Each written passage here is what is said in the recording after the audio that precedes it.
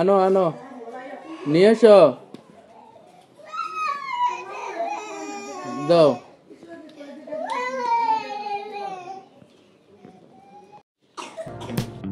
বন্ধুরা, নতুন একটি ব্লগে তোমাদের সবাইকে স্বাগত জানাই। আজকে আমরা সবাই মিলে যাচ্ছি রবি ঠাকুরের কুঠিবাড়ি। এটার প্রকৃত নাম হচ্ছে রবীন্দ্র কুঠিবাড়ি। তো কুষ্টিয়ায় ভ্যানের প্রচলন খুবই বেশি, তারপরেও আজকে আমরা যাচ্ছি অটোরিকশাতে করে। তো সবাই ইতিমধ্যে রেডি হয়ে গেছে। তো ইতি চৈতিকে কুলে নিয়ে অটোরিকশার দিকে যাচ্ছে।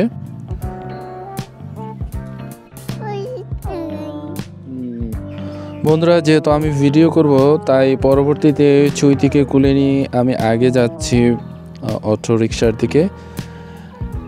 দেখতে পাচ্ছ উর্মিলা দৌড়ে দৌড়ে আসছে। ও খুবই আনন্দিত, ঘুরতে খুবই পছন্দ করে। এবার ইতি আসছে।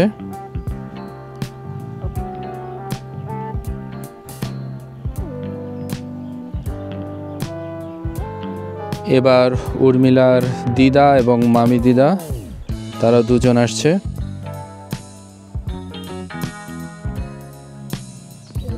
কি সুন্দর লাগতেছে আজকে। মামাই কই গেল? মামাই কই? আসতেছে করে আর যা সব ফুল লাইলো দিলে তো কিছু খাওয়াই নিয়ে সাজনি সব গরম লাগতেছে। আমরা উর্মিলার মামা দাদুর জন্য অপেক্ষা করছি। তো কিছুক্ষণের মধ্যেই চলে আসবে। তো শীত প্রায় যায় যায় অবস্থা। তো আমাদের অনেকটা গরম লাগছে, কারণ দুপুর দিকে বের হয়েছি। এখন দুপুর দিকে গরম এবং রাতে শীত পড়ে। তো চলে এসেছে উর্মিলার মামা দাদু। এখনই আমাদের গাড়ি চলবে। গাড়ি ইতিমধ্যে চলতে শুরু করেছে।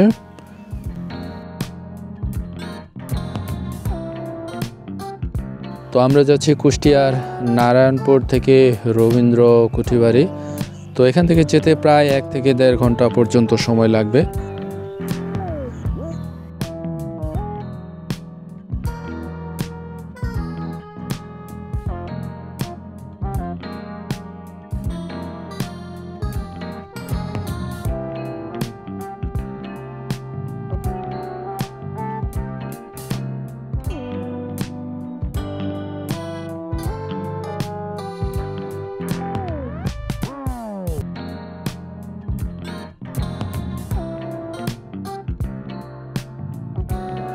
বন্ধুরা, প্রায় 1.5 ঘন্টা পরে আমরা অবশেষে চলে আসলাম রবীন্দ্র কুঠিবাড়িতে। দেখো, দূর থেকে গেটটি দেখা যাচ্ছে। তো গেটের বাইরে অনেক দোকানপাট আছে। এখানে কাঠের তৈরি রবীন্দ্রনাথের অনেক ভাস্কর্য এবং কাঠের তৈরি আরও অন্যান্য জিনিস এখানে পাওয়া যায়। যাই হোক, আমি টিকিট কাটতে চলে যাচ্ছি কাউন্টারে। জন প্রতি 30 টাকা। তো আমরা 5 জন 150 টাকা দিয়ে 5টি টিকিট কাটলাম। 5টা না মামা মামা মামা না মামা 150।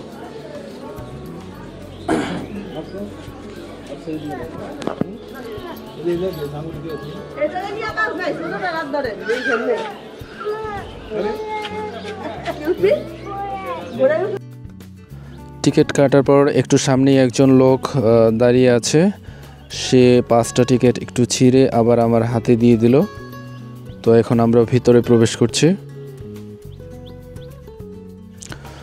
ঢোকার পরপরই আমরা দেখলাম খোলা মাঠ, অনেকটা জায়গা। দেখো বন্ধুরা, এখানে অনেকটা জায়গা ফাঁকা পড়ে আছে।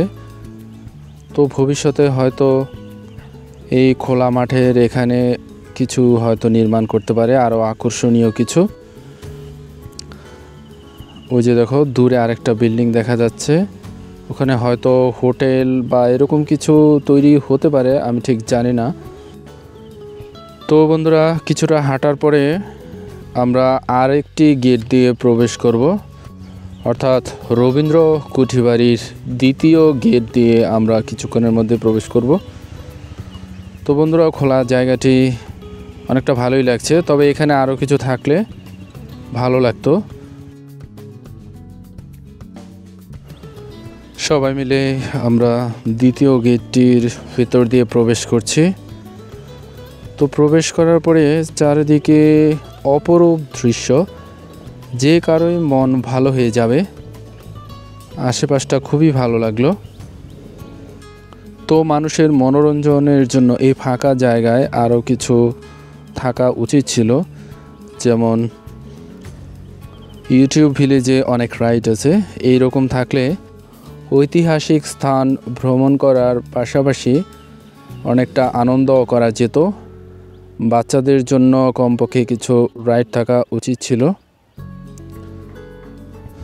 তো বন্ধুরা, দ্বিতীয় গেট দিয়ে ঢোকার মুহূর্তে একটা বক্স দেখতে পাবে। তো এই রবীন্দ্র কুঠিবাড়ি সম্পর্কে তুমি তোমার মতামত লিখে এই বক্সে রাখতে পারো।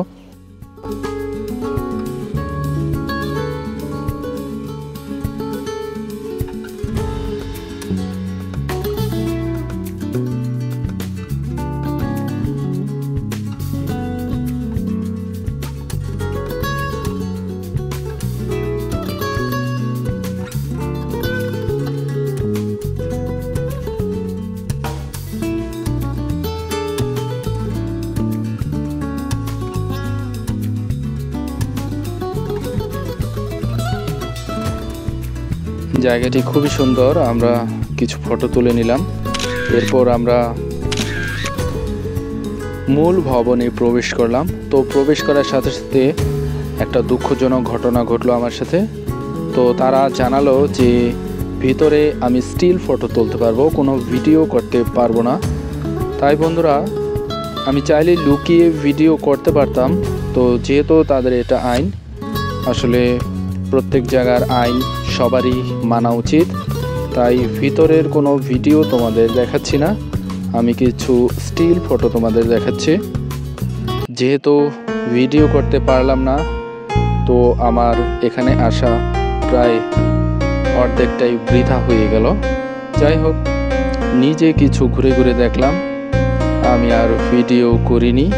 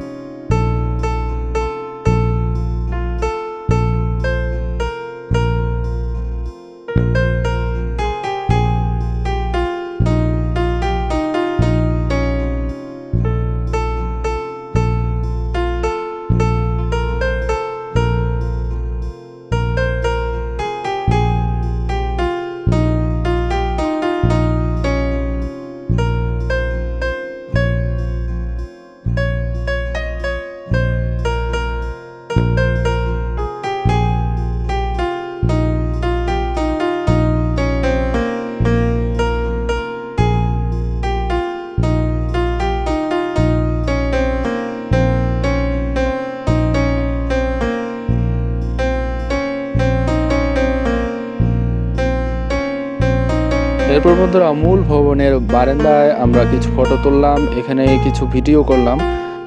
এখানে ভিডিও করার তেমন নিষেধাজ্ঞা নেই, তাই আমি এখানে ভিডিও করছি এবং এখান থেকে দেখাচ্ছি। দেখো, খুবই মনোরম একটি দৃশ্য, খুবই ভালো লাগছে। তো বন্ধুরা, তোমরা যদি ঐতিহাসিক স্থান দেখার জন্য আসতে চাও, তাহলে রবীন্দ্র কুঠিবাড়ি খুবই ভালো একটি জায়গা। আর যদি হই হুল্লোড় এবং আনন্দ করার জন্য তুমি আসতে চাও, তাহলে এটা খুব একটা পারফেক্ট হবে না। তবে আমি মনে করি প্রত্যেকেরই ঐতিহাসিক জায়গাগুলো ঘুরে দেখা দরকার।